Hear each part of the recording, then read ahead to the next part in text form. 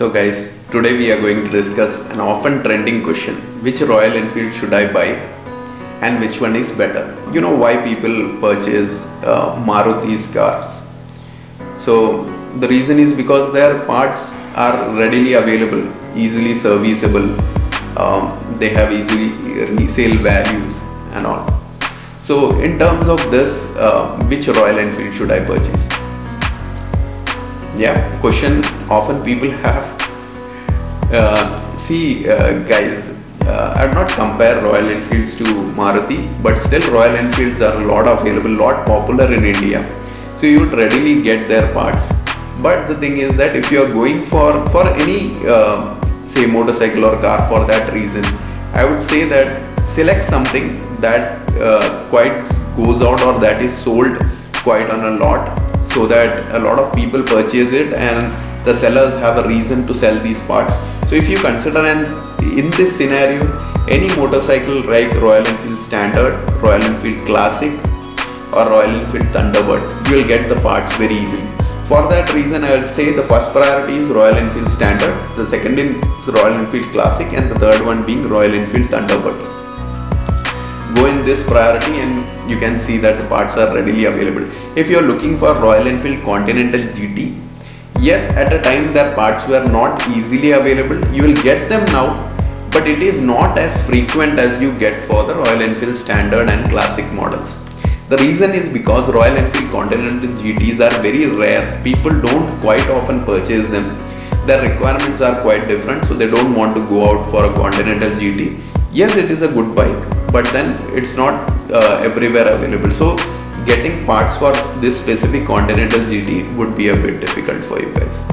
I want the old Duk Duk sound. So which Royal Enfield should I go for? Okay, so if you want the old Duk Duk sound, possibly you will not get it on the modern Royal Enfield bikes. You will have to purchase the old Royal Enfields of 1960s to 1980 kind of era. Those were particularly thumpers that used to create good sounds. Possibly if you have someone who has an old Royal Enfield, just try riding it. The sound out of those Royal Enfield engines is quite different. You may not get the exact replica in the modern day engines. But if you ask me which almost kind of in a similar way resembles those Duk Duk sound, then possibly Royal Enfield Standard, Royal Enfield Classic, I would say somewhat comes in that criteria.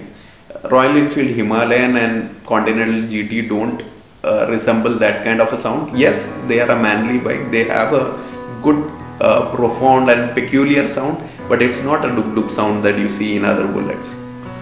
So I don't have a big budget. Which Royal Enfield should I purchase? Great.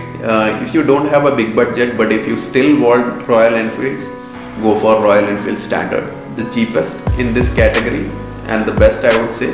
The best proven in this category is Royal Enfield Standard. If you have sufficient budget, you are looking for a more aggressive bike, you are ready to purchase the best in its class with the best parts, everything, go for Royal Enfield Continental GT. I won't say that their parts are the best out there, but they have some imported parts within them, like the Pione shocks, the Pirelli tires, the Brembo disc brakes and all. You can of course select that. So should I select a Royal Enfield bike with a disc brake, or should I select the one with drum brakes? Or should I wait for even the new Royal Enfield 650 with an ABS? Good question.